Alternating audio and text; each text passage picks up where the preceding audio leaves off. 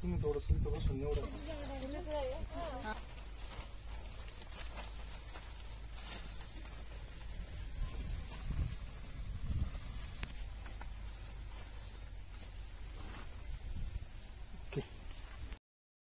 नमस्कार, योगेश करंडे, काठापूर.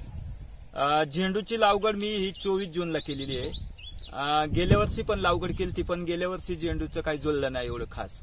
ह्या वर्षी गणपतीच्या सीजन मध्ये झेंडूला खूप बाजार आहे. पहिल्यांदाच मी एवढी बाजार मार्केटमध्ये पाहिली.